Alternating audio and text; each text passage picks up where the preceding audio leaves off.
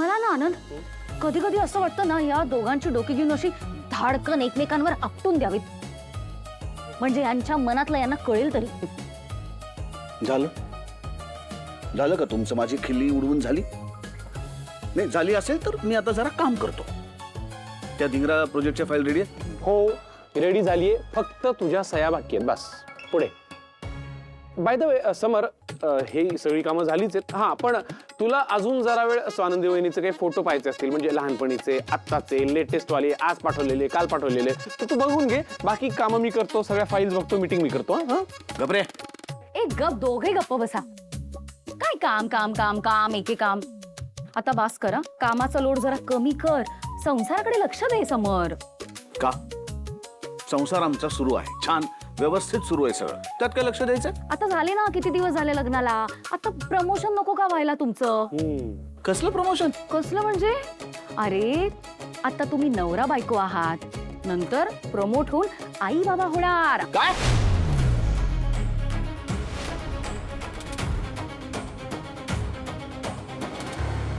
अरे बापरे, किती ओरडतोयस? मग काय ओरडू नको तर काय? काय वेळ लागला का तुम्हाला दोघांना? आई बाबा काय? आनंद, तुझ्या बायकोला वेळ लागलाय, तिला पटकन माहेरी सोडून ये. ए, चल. आनंद, मला वेळ लागलाय. नाही अजिबात नाही. हां तू माहेरी सोडणार आहेस मला? नाही म्हणजे तुला तुझं हवं तेवढे दिवस जा, मी नाही सोडणार अजिबात. आणि हा ओव्हर रिॲक्ट करतोय की नाही? खूप जास्त. ऐकलास? ओव्हर रिॲक्ट करतोयस तू. तुम्ही दोघं आपापसात बोलत बसा, मी जातोय कारण मला काम आहे. एक मिनिट थांब, बोलायचं मला तुझ्याशी. तू करतोयस ओव्हर रिॲक्ट, कळतंय का तुला? एवढं काय जगा वेगळं बोलली नाहीये मी. हे बघ, तुम्ही मला असं प्रेशराईज करू शकत नाही, माझी मैत्री पवित्र आहे. काय पवित्र? काय आमचं नातं पवित्र नाहीये? काय रे? हां आहे की नाही कोणी म्हणलं? हा मग चुकून बोललो, पण मैत्री आहेच की आमच्यात. उगाच भलत्या नजरेने आमच्याकडे बघू नका, तुमची दोघांची वाईट नजर लावून. मी काय चुकीचं बोलले का? वाईट काय? प्रेम ही जगातली सगळ्यात सुंदर भावना असते समर. हो, पण मैत्रीत सुद्धा प्रेम असतंच की. ए थांब, ते मैत्रीतलं प्रेम जाऊ दे, तुमचं प्रेमातलं प्रेम असलं पाहिजे. एक मिनिट समर, मी इथे डिसअग्री करेन. हा म्हणजे तुमची गाडी मैत्रीच्या स्टेशन पासून सुटून प्रेमनगरीच्या दिशेने कधीच धावती झाली बरं का. तुला ते फक्त मान्य करायचं नाही एवढं. समर, तुझं प्रेम आहे स्वानंदीवर, तू फक्त डिनायल मध्ये जगतोयस. तू ना मान्य करत नाहीयेस, डोळे झाकून बसलायस एकदम. मग काय?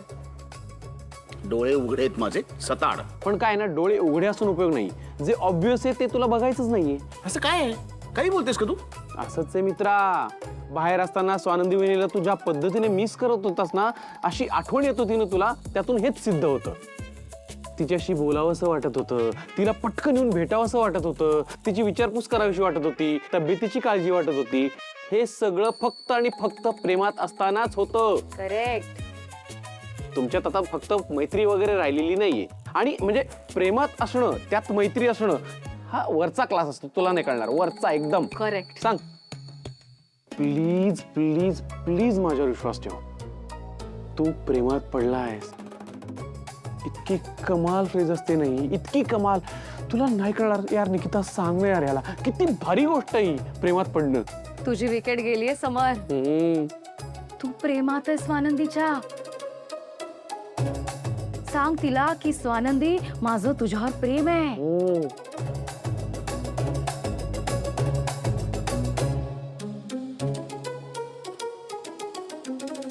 तू आणि निकिता काय वाटेल ते बडबडायला लागला. काय प्रेम काय, विकेट काय, काही बोलताय का? ते बघ, जे तुझ्या चेहऱ्यावर दिसतंय तेच बोलतोय आम्ही. निकिता, तुझ्या नवऱ्याला लवकर चष्मा लागणार आहे, कारण त्याला नसलेल्या गोष्टी दिसायला लागल्यात, आणि तेही माझ्या चेहऱ्यावर, माझ्या डोळ्यात. ऐक समर. नाही आधी तू माझं ऐक. नाही, कारण आमचं एकदम क्लिअर आहे आमच्यामध्ये. जगासाठी जरी आम्ही नवरा बायको असलो तरी आम्ही एकमेकांचे खूप चांगले मित्र आहोत. बस, दोन मित्र ज्यांचं लग्न झालंय आणि जे एकाच बेडरूम मध्ये झोपतात. सिंपल. ही सगळी पट्टी आहे ना, तू जे तुला ओळखत नाही ना त्यांना पडव. आम्ही दोघे जण तुला खूप वर्षापासून खूप चांगलं ओळखतो, त्यामुळे आमच्यामध्ये फक्त मैत्री आहे असं नाहीये. हा, हे विसर. तू जेव्हा स्वानंदी वहिनीविषयी किंवा स्वानंदी वहिनीशी बोलत असतोस तेव्हा असा लाजत असतोस, मस्त गुलाबी गुलाबी होतोस. हो, याचे खरंच डोळे चेक करून आणतो लवकर. माझा मित्र आहे म्हणून काळजी वाटते. याला लवकर चष्मा लागणार आहे. याला काय सगळंच चुकीचं दिसतंय. ए सारखी तुझी गाडी त्याच्या चष्म्यावर काय रे उतरतीये? बघ ना. आणि लागला जरी त्याला चष्मा तरी तो क्यूटच दिसणार आहे. थँक्यू बायको. हा ठीक आहे. आणि दुसरी गोष्ट म्हणजे आम्हाला जे दिसतंय ना तेच बोलतोय आम्ही दोघं. आहेस तू तिच्या प्रेमात. मला सांग काहीतरी एक्सक्यूज काढून तिचा विषय काढतोस की नाही तू? खरंय. तिला मिस करतोस, तिचे फोटो बघत बसतोस, तिला कॉल करतोस फालतू फालतू गोष्टींसाठी. हे प्रेम नाहीये तर काय आहे? ते हे अप्रिसिएशन, काय? कौतुक. कौतुक ही भावना असते का नाही? मी त्यांचे गुण अप्रिशिएट करतो. मला कौतुक वाटतं त्यांचं, म्हणून मी त्यांच्याबद्दल सारखं बोलत असतो. आणि मिस करायचं म्हणत असाल तर लग्नानंतर पहिल्यांदा इतक्या दिवसांकरता मी परदेशी गेलो होतो म्हणून. आणि सगळ्यात महत्वाचं, ज्या परिस्थितीत मी परदेशी गेलो होतो ते तुम्हाला चांगलं माहिती. मन इथे आणि शरीर तिथे, हे असं झालं होतं माझं. खरंच समर एवढंच कारण आहे? हा म्हणजे मला चिंगीच्या काळजीने अस्वस्थ वाटत होतं आणि स्वानंदी मॅडम एकट्या खिंड लढत होत्या म्हणून मी जरा अपडेट घेत होतो बस. आणि या सगळ्या परिस्थितीमध्ये त्या नीट सांभाळून घेतायत ना परिस्थिती, एवढंच विचारायला मी त्यांना फोन करायचो. आणि ते ऐकून झालं की मला हायसं वाटायचं. That's it. म्हणजे खरं तर त्या सगळ्या परिस्थितीमध्ये त्यांना माझी जास्त गरज होती. मी त्यांच्याबरोबर तिथे असायला पाहिजे होतं. त्याचं मला जास्त गिल्ट यायचं रे. गंमत म्हणजे त्यांनी एकदाही फोनवरती कुरकुर केली नाही. तुम्ही या परिस्थितीमध्ये मला एकट्याला सोडून गेलात असं कधीही मला त्यांनी सांगितलं नाही. त्यांनी मला एकटेपणा जाणूच दिला नाही आणि घर सांभाळलं. आणि चिंगीला सुद्धा न्याय मिळावा म्हणून शक्यतो सगळे प्रयत्न केले. ठामपणे तिच्या पाठीशी उभ्या राहिल्या, तिला हॉस्पिटलला घेऊन गेल्या. आधिराच्या प्रॉब्लेम मध्ये सुद्धा ठामपणे आधिराच्या बरोबर उभ्या राहिल्या. आणि त्यासाठी स्वतःच्या आईच्या विरोधात गेल्या त्या. आणि हे सगळं कमी होतं म्हणून त्याच्यात अंशुमन आणि सुष्मिता लग्न करून आले. केवढा जबरदस्त धक्का बसला असेल स्वानंदी मॅडमना.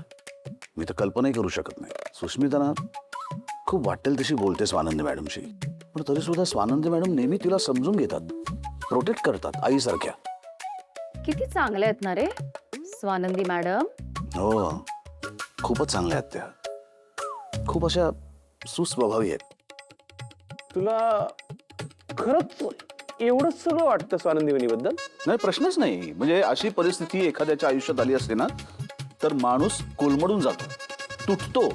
पण स्वानंदी मॅडम अजिबात नाही. त्या शांतपणे खंबीरपणे येणाऱ्या प्रत्येक प्रश्नाला सामोरं जात राहिल्या. मी असतो ना त्यांच्या जागी मला नसतं जमलंय. म्हणजे मी रागवलो असतो, चिडलो असतो, अस्वस्थ झालो असतो, वैतागलो असतो. हे त्यांच्यासारखं असं एकाच वेळेस इतकं मल्टीटास्किंग करणं मला नसतं जमलं. पेशन्सच संपले असते माझे.